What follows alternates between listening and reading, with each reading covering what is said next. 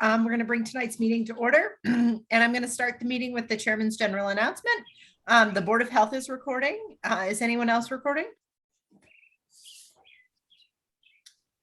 All set, Alex? Okay.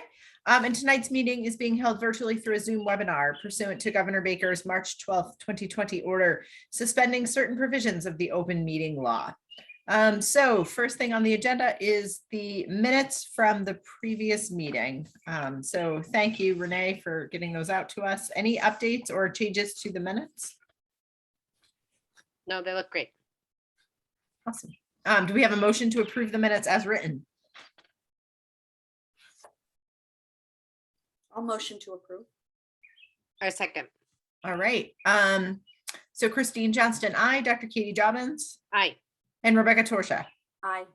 All right. So meeting or the minutes from the April 19th, 2022 meeting are approved as written. Moving on. Is there anyone here for public comment?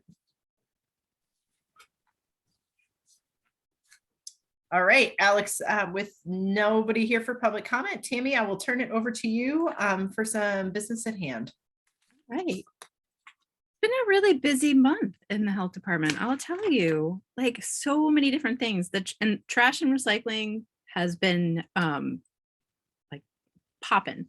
I will also just address the fact that we have had issues this week with our trash pickup.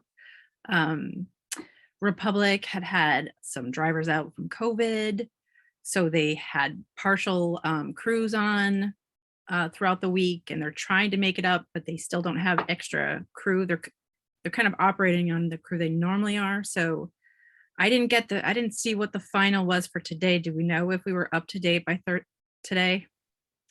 They never sent an email yet, so we don't know. I can only guess that tomorrow they will be working on Thursday and Friday, and hopefully we'll have them here on Saturday.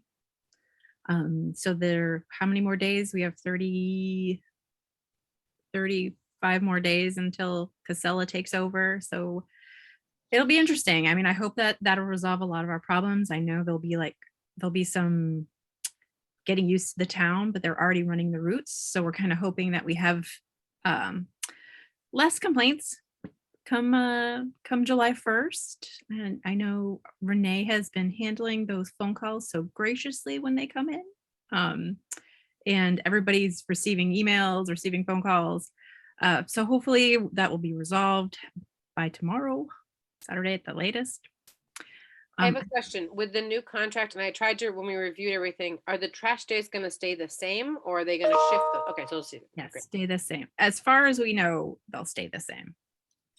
I'm not sure. I can't remember how much we had spoke about the CEP in Agawam, where we would take our trash. How they claimed bankruptcy, and F&G, which is USA Waste, had took over. So right now we are still bringing our trash to the same spot.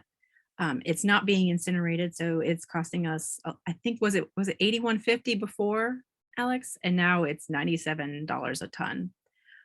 So that will go on until June 30th. We've been back and forth talking with the other disposal sites. We haven't come up with a disposal site yet. But I mean, it will, next meeting, by then we'll probably have that decided. We'll have to have that decided by June 30th. Some of the other things that have been coming up is we're talking about possibly increasing the green bag fees. Right now they're $1.75 a bag. The cost to make them has gone up. The cost to dispose of them has gone up. Liz did some really great math, and so one bag, one extra green bag of trash costs the town $1.97 to dispose of.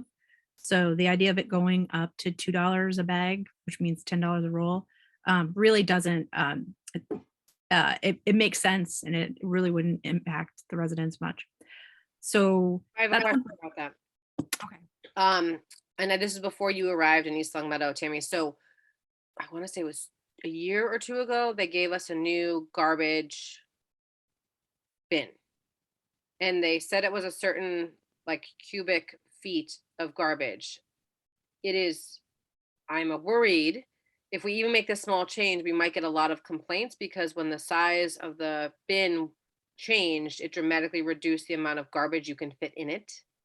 And I understand why it was done, and that we've all kind of moved beyond.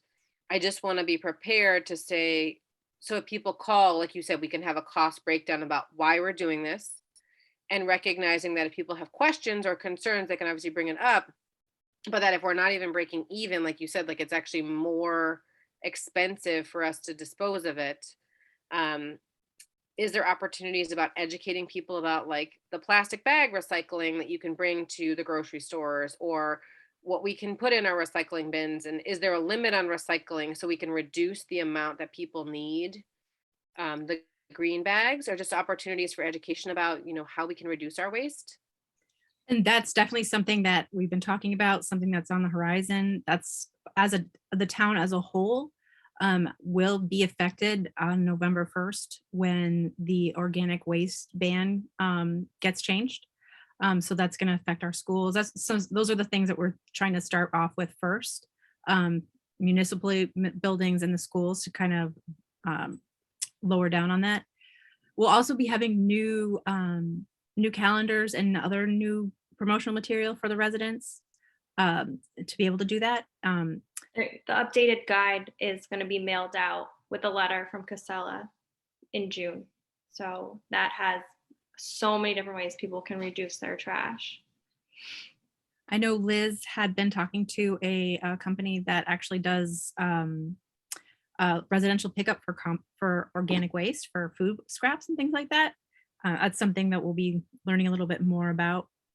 Actually, as on the food waste subject, we did have a workshop at the senior center for all of our permittees on the May 9th. We didn't get a lot of people attend, but actually the quality over quantity, because the people who did attend actually were able to talk to each other and kind of possibly working out some relationships between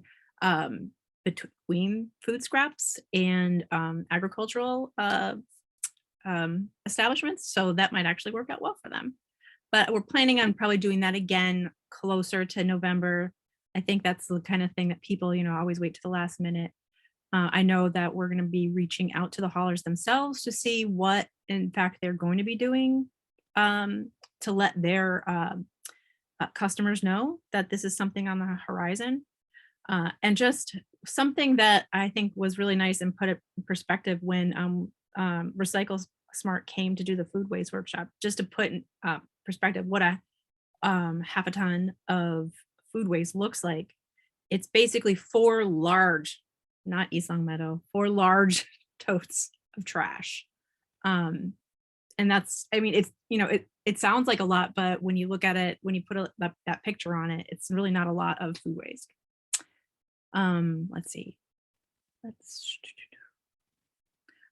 Speaking of trash again, April 23rd, we had our Earth Day event cleanup. There was over 200 volunteers that were cleaning up 10 spots in town. So we had just found out that they had collected over a half a ton, so over 1,000 pounds of recyclable materials. And so far, I don't think we found out about the final solid waste, right? Or did we? Today, 2.5 tons. 2.5 tons. That's awesome. And we're already talking about next year, so we'll keep you posted on that. Let's see. On Monday, the compost bin and rain barrel pickup took place at the transfer station. So all of the ones that were recently received, I think they were all went out, maybe. There's still some available, so we have more compost bins and rain barrels. Let's see. Book bin is at the senior center if you haven't used it yet. The air sensors that we had received a grant for, they've now been recalibrated, installed at their locations, and we've joined the Pioneer Valley Health Air Project, which is facilitated by the Public Health Institute of Western Mass. And I overheard Liz mentioning the results of the competition, but I was in the meeting, so I didn't get to hear it. So there was a textile competition between Long Meadow and East Long Meadow utilizing Heart Springs. Did we find out what the final tally was? Yes, Longmeadow beat us by 500 pounds. We came in about, I can't remember the exact number, but it was 13,000, around 13,500 pounds of textiles, and Longmeadow had just over 14,000, but we had significantly more textiles than say Agawam and I think West Springfield. I think Agawam only had around 3,000, 4,000 pounds. So East Longmeadow and Longmeadow both had significantly more. That's amazing.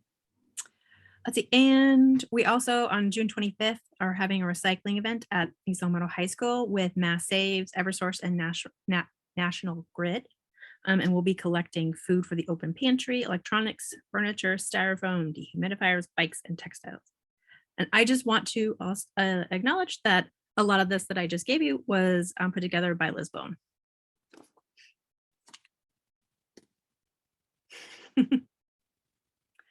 Any questions? Any comments?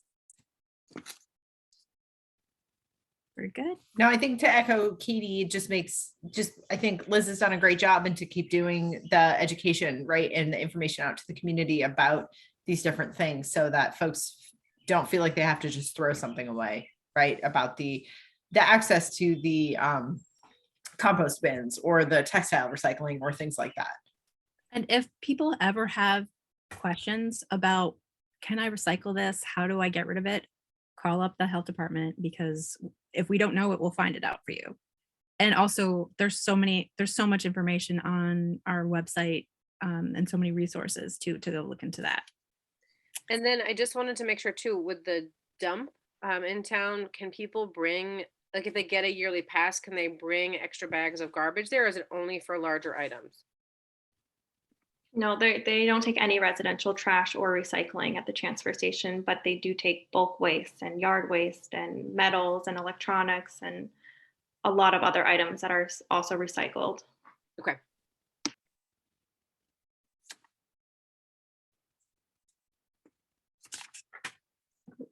We'll move on to a very quick health needs assessment update.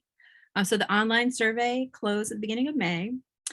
Health Resources in Action, our consultant, they're finishing up cleaning out the data right now, trying to figure out what's real, what's a bot. So we're hoping that we'll have the number shortly. We've completed all 3 of our focus groups, the parent focus group, the senior focus group, and the first responder. And the consultant said that each one just was full of interesting and pertinent information, the topics and the discussions for all of them. I can't wait to see the responses. They just brought up things that we didn't like. Some people didn't even think about originally. So the next step is the writing up the narrative, and then they'll give the narrative to Longmeadow and East Longmeadow. We'll take a look at it, and then hopefully after that, the finished report will be available. And it's looking that the finished report will be available on July 1st. So we'll have it, and we'll find out.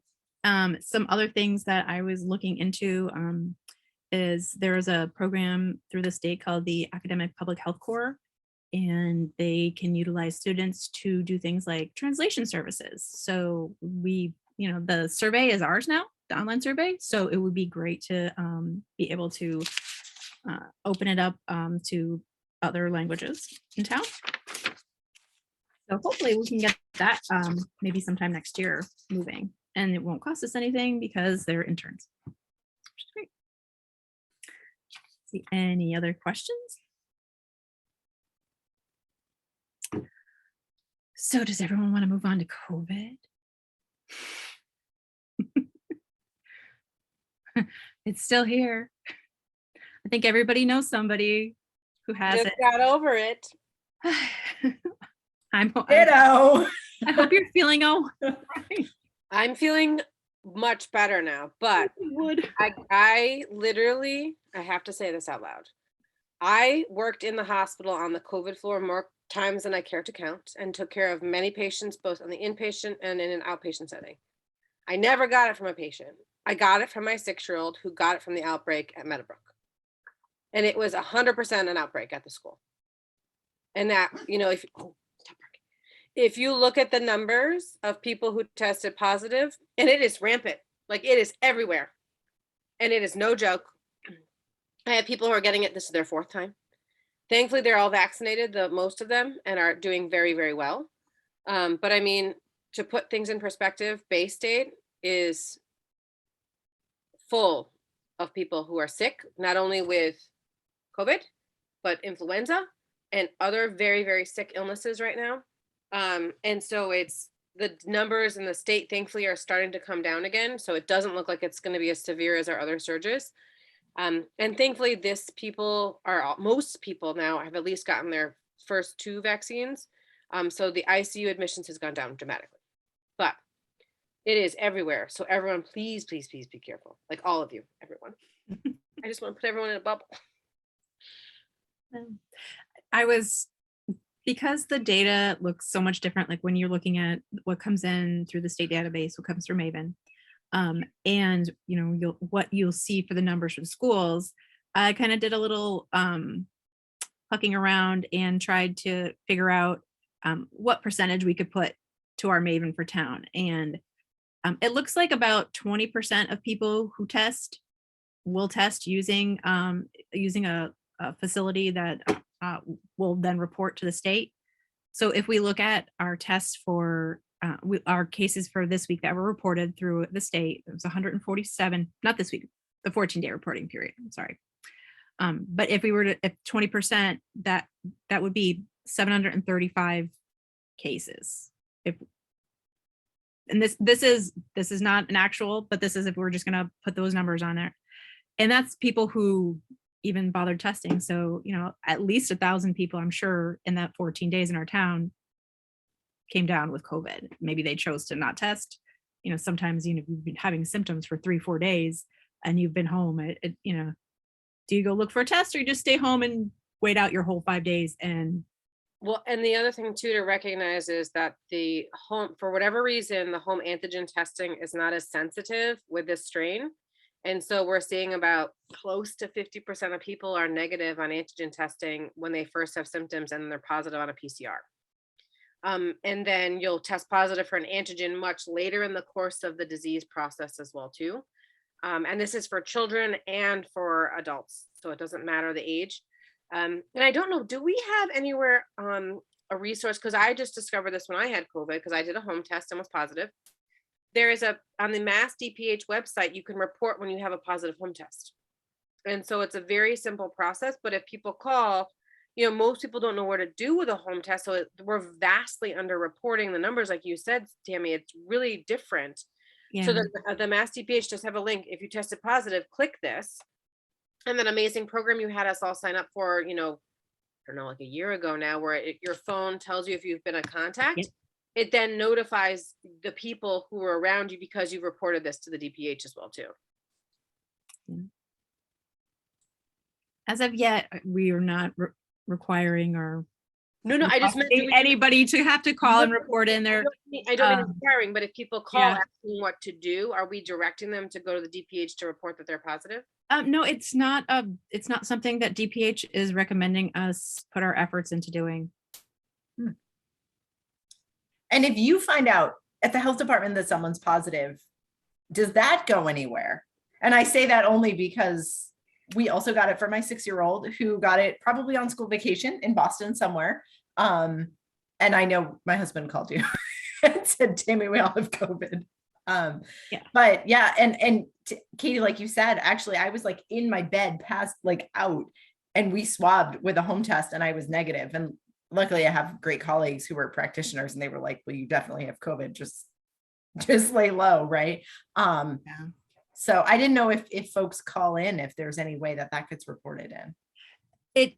There would be, but we, if you will jump ahead to section D, is Cynthia resigned.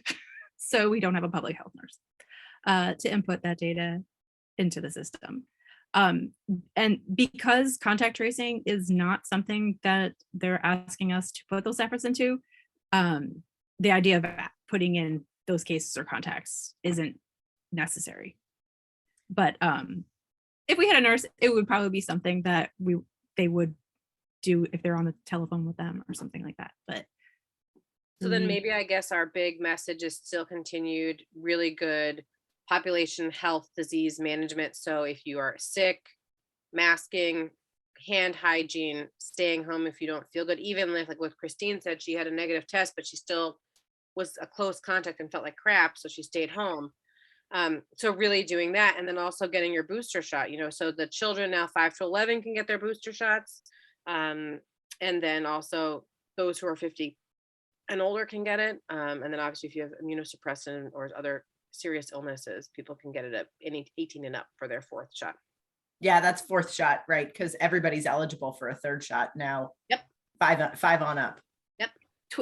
12 and up can get a 4th shot. No, so 5 to 11. Oh yes, you're right. Yeah. 12 and up can get the 4th shot if you have immunocompromised state or a serious health condition. Yes. And then 50 and up can get the 4th shot regardless. And then 5 to 11 can get their 3rd shot. But everyone is eligible now for the 3rd shot. Which, speaking of our booster clinic, or it wasn't a booster clinic, but it was vaccination clinic last Friday at the senior center. I thought it went really well. I think we had something like 45 or so people come through, which was great. They were all booster shots, no first timers. We're trying to do another one on the I think it's the first farmers market day at the senior center. I'll get more information to come. That will come up on our website and on Facebook. Let's see. I'm also been working with the school department. We're thinking about maybe doing some more clinics come fall, seeing as obviously the school year is almost over and they're not really into doing it right now. I know I'm using the back to school excuse for my own 7-year-old. He caught me on my tablet reading the article the day that they announced the 5 to 11 booster, and he silently was reading it and just was like, oh, I'm getting a shot. Yep, you're getting a shot. So I think that, it might be a good way to promote, back to school, get boosted, that sort of thing. So hopefully we can work on that. Like right now, we're still at about 71% of the town being vaccinated, and our lowest population is the 5 to 11-year-olds. And about 40% has had their booster shot. I also was just, so we did receive the funding, the COVID relief funding for the town, and we put in an order for some more test kits. So residents can always call up and ask for test kits. If they don't have anybody to drop them off, we can always do like a pass through the window real quick or something like that. I'm in the parking lot. I was looking, there's a customizable, there's like a new sort of bot, like a little widget you can put on your website that can help people and answer all different questions about the vaccine. And I think that would be a great idea to put up on our website, and we use that funding to make it customizable to us. So I'm kind of looking into that. Let's see. We'll go over the numbers a little bit. So like right now we're at 11.97% positivity. The county is just slightly below it at 11.67. So we're pretty much right on par for the county. When you look at those cases, where are my numbers? 32 of them in that 14-day period. So that was from May 8th to May 21st. So in that period, 32 of them were pediatric cases, and 23 of them were over the age of 65.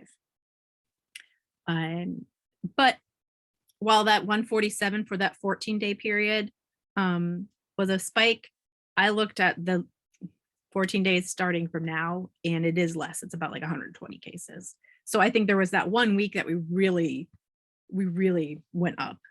And as you know, so Meadowbrook was one of the schools that had higher numbers. Even for this week, they still have a little bit higher numbers. I think this last one, the 19th to the 25th, it was 12 cases at Meadowbrook, 3 at Maple Shade, 2 at Mountain View, 7 at Birchland, and 3 at the high school. That's all. Yeah. It's interesting if you look at the data from the schools, that's probably the most accurate representation of reporting, because you have to report if you have it. So then it was like the last reporting cycle before this 26 was 54 at Meadowbrook, and then 26, and now it's gone down to, I think, like 14. So it's interesting to see that's likely the community spread rates as well too. And that's what you're seeing across the state as well. Like we went from very pale color on the hot maps, and then we went to like red. So thankfully that's, I think, what we're seeing across the community as well too. And my hope is that it continues to downtrend. I was reading about the wastewater in Boston too, like the numbers are dropping as well too. Yeah. The what was I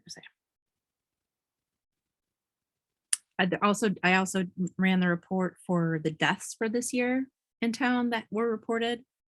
And it was since January 1st, we've had 21 deaths, with the average age of 85, the youngest being 70, and the oldest being 100. And those are COVID direct cause, COVID associated. How are those reported, Tam? I believe that if it's reported anywhere, I think that on the electronic death registry, there's up to 3. There's primary, and then there's 2 more causes. I think if it pings as any one of those, Okay. then they'll put that on. It's so the same, the virtual gateway where we get our communicable disease reports on is Mhm. also linked to where towns do burial certificates, Okay. death certificates. So they're kind of all linked together finally, for good or for bad. But so it is a better way. It's a way now that we can kind of get a number, get an idea. I know that Alex, I think you did report at the beginning of the year of the previous months, but so far 21 and 2022. The way it works is if someone, so having to do these, unfortunately, the virtual gateway, you import them, like you said, and then the primary diagnosis, like in the hospital, we could potentially say like, COVID first. And then if it is a patient who passed away at home, you could say potentially, like, because you can't theoretically say unless you had a visit with them that COVID was the primary cause, but you'd have to list, like you said, Tammy, as a secondary or a tertiary. But most people have been trying to include that because there is funding for people who, if they do have COVID as the primary diagnosis. So we've all been trying to really take that into account. I don't know if that funding still exists, but it did at some point during the pandemic. But that's still high. Yeah, I think there was 2 at the end of April that came up on our, although it doesn't come up like what the date, it just comes up the date that was entered. So it's kind of hard to tell on that one. And that brings us to, we have a vacant public health nurse position. Haven't decided yet if I'm going to post this one or look into doing a shared agreement with another town for nurse, because nobody's taking public health nurse jobs anywhere, even full-time ones. So more to be, I might, I might pick your brains as well, but I want to seek out whether or not a shared nurse might be something that's for the town. Do we know why the drop is off? Is it because of just how bad the public health crisis have been in the country, or is Well, it just because it's not clinical. So Right. you won't be getting a salary that is the same as a clinical nurse salary. right? For the nurse that is ready to leave clinical, it's also very computer heavy. It's primarily computer heavy. So there isn't that niche that really is looking for that sort of position. And we did get the budget for the year was approved, and they approved increasing the hours for the health department for the public health nurse to 5 to 10, which is great. But we don't have a nurse.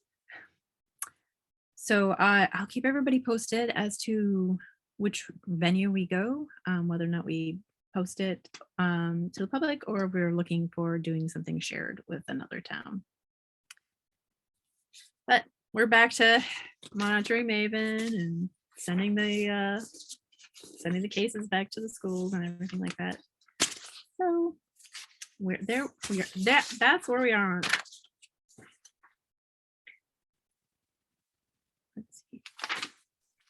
I think that brings us to the end of regular.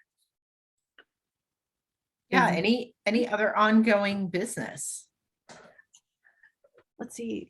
So pretty much across the board, the budget hearing on Tuesday night went really well for all the departments. A lot of departments were looking for jobs.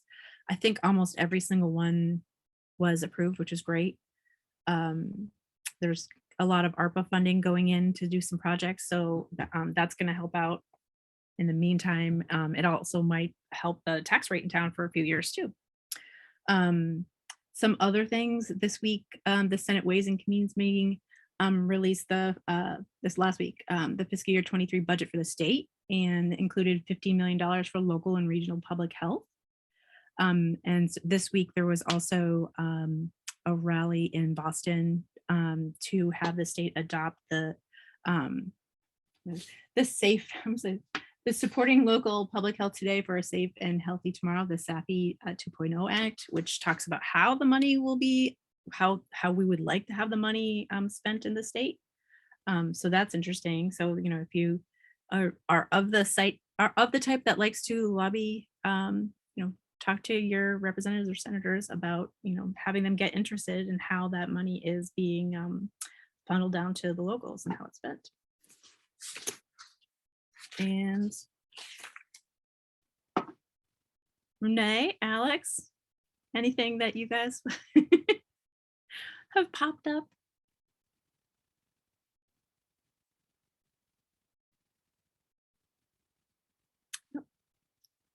We got the water reports.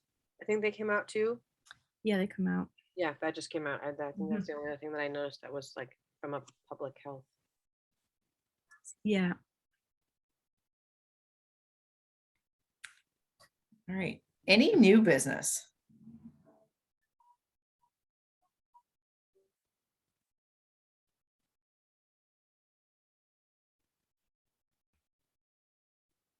Do we have any upcoming events that we could advertise? Let's see. The June 25th we call it recycling event, but more like a recycling event at the high school. And then, we're getting ready for National Night Out. What date is that on? August 2nd. August 2nd. Okay.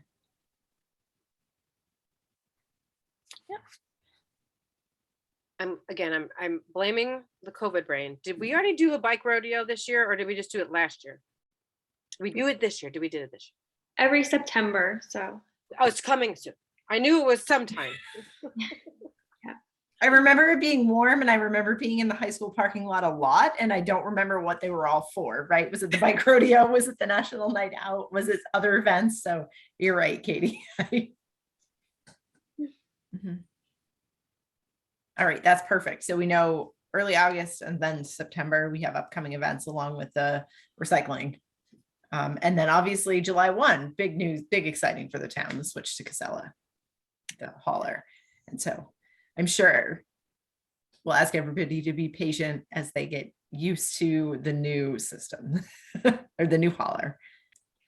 So I was thinking about other opportunities for us to do things in the community, and obviously July 4th in East Long Meadow is huge with the parade, and if we have the carnival in the center of the town, is there an opportunity for us to have like a public health booth at that for potentially like doing blood pressure screenings or offering, other events from the amazing work that you all are doing in the health department? Is that something we could potentially consider? Or Staff wise, I'm not sure.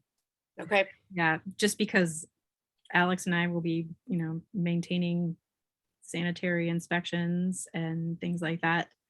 And we don't have a public health nurse, which I know a lot of people that we could potentially like partner with in the community. If you wanted to do something, I could reach out and see. I don't know. I'm just throwing out ideas about ways we could like help people within the community. Just have, again, lots of people go to the festivals that we have in town. We have the regular farmers, so the farmers market now Yeah. is, and so that first week will be vaccinations, but Oh, that's awesome. yeah, there might be an opportunity to just, we'll see what the layout looks like, because sometimes farmers markets can be really active and sometimes not so much. So I'll be interested to see how it, I think that what the Council on Aging has planned seems like it might be robust. So it might be a nice location to have a regular presence. That's gonna be at the senior center, right? Cool. Yeah. And what And day? National- It'll be every Friday. Cool. Because there's And National Night Out is a great place to have stuff like the blood pressure checks. In the past, we've had tick report come. So if anybody has any ideas for people to come to that, that's a great community event to have set up stuff like that. What day is it again? It's Tuesday, August 2nd, and it runs from, setup's about 3:30 to 4 o'clock, and it goes till 7 o'clock at night. So Okay. right when the mosquitoes come out. I can put out some feelers to see if I can. Again, I have a bunch of resident trainees who like to do things in the community, so.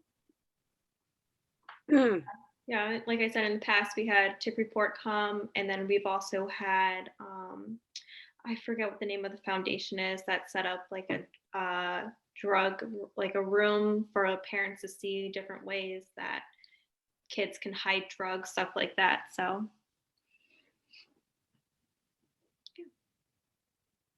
I think that just bring attention just because of things recently between our two communities. So just to bring up about drug and alcohol awareness, a little more touch on that, just between both East Longmeadow and Longmeadow.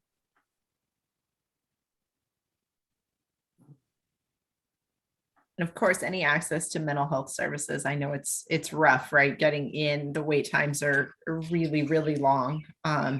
But anybody who'd be willing to come from the regional resources would be great for something like that. Yeah.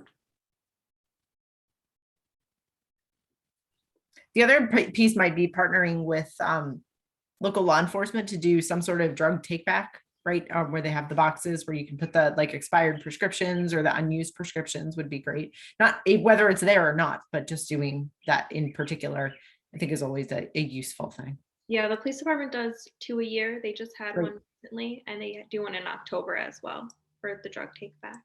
It's Awesome. like the third or fourth Saturday of October and the third or fourth Saturday of April. Mhm. And then also there's the Bay State WOW bus, which Dr. McAdoo is really involved in with the UMass Perch Medical School. That's a great opportunity for doing blood pressure checks, and you haven't been to a doctor. What are some things you might need to know or questions you have? So that's something we could also reach out to Dr. McAdoo to see if that's an opportunity to have them come to the night out event. And that's called the WOW bus? Oh, I've never Wellness, heard of it. wellness on wheels. Oh, wow. I've worked with some of the students through that program. They've done a lot of work with the Medical Reserve Corps program.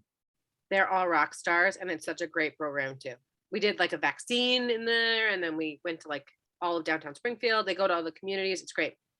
So one of the things that we're working on at the county level is through the Western Regional Homeland Security Council, the state's been purchasing these sort of portable portable clinics, trailers, and each county is being allotted one, but we're trying to find a town in Hampden County to take them over, because you have to the cost of maintenance, the cost of registering it, the cost of insuring it. So we're trying to find a way to make it lucrative for a town that decides to take it on, so that we do have access to that in Hampden County, which would be great. There are a lot of resources through the Western Regional Homeland Security Council that you can basically, they have a kind of a library of resources that you can use. And while there isn't one in Hampden County, if we ever wanted to, we could. And actually, I remember driving to Hampshire County maybe about five years ago to pick up it and bring it to East Long Meadow for a medical reserve corps event. It's a nice trailer. So hopefully we'll have one in the next like year or two for Hampden County. We've also been doing a lot of work trying to reinvigorate the medical reserve corps in Hampden County,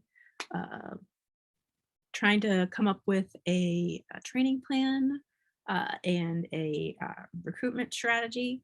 Because while all of the units saw a bump in volunteer applications when vaccinations came out, a lot of people, once they were vaccinated, kind of disappeared.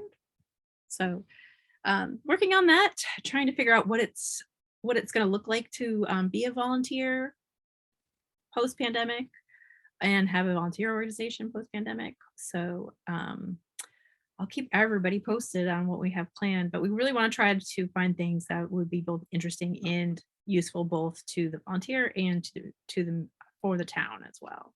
Something that aligns with our public health plans.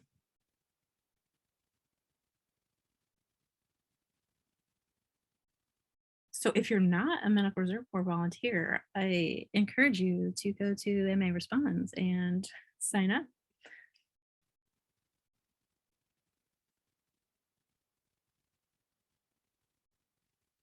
And I'm sure there's a million more things. I know we've been keeping very busy with complaints. Alex has been out and about looking at properties left and right. We've done a few housing complaints and just trying to kind of move forward with the proactive inspections in town as well.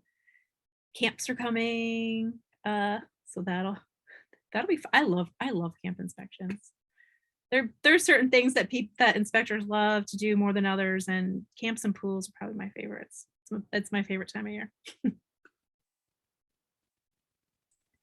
It's a lot of work getting the regular stuff back up and running, because I know the last two plus years now have been, feels like nothing but COVID, right? And so getting everything back up and running, it's a lot of work, and we appreciate everything you're doing and the whole team.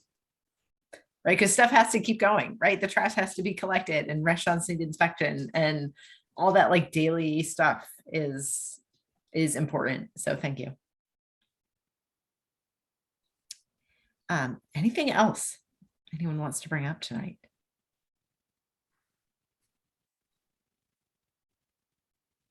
All right, then we are going to look at a next meeting date.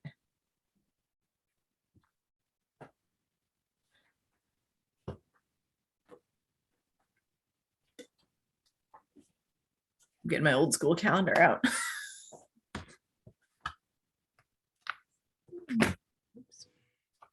I know we start to get into the summer, and that sometimes brings its own scheduling challenges.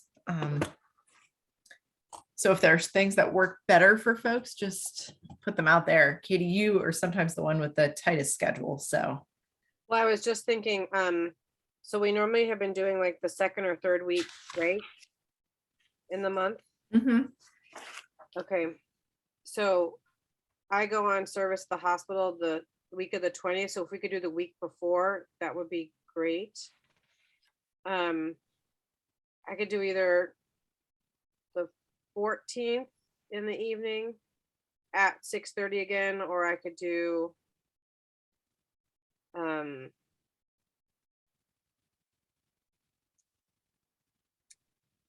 oh gosh. Sorry. I'm like, nope. I could do Monday the 13th also at 6 or 6:30. What day of the week is best for you all? I can find a day. Just tell me the days that are best. I just gotta look at those days. the only one that doesn't work for me is the second Tuesday of the month. So that's the 14th. Although, We do that. yeah, I already have a standing meeting that night. I'm on vacation and coming back Monday the 13th. So I'm pretty free after that. But I have no idea. I'm gonna be like total jet lag. Okay, so what if we did, I could do the 21st. I could do it at 6 and hope for the hospital's not cuckoo. I could do Tuesday, the 21st at 6. Does Does that work for everyone other else? folks? That works. Tuesday, the 21st at 6. Yeah. All right, if that's okay with our health department team, let's do that. We want to make sure. Is there another meeting that night? I don't think so. Not one that I was personally asked by the town manager to have to be Okay. at. No And we're worries. gonna write this one down correctly. So June 21st, 6 p.m. To do it for 6 p.m.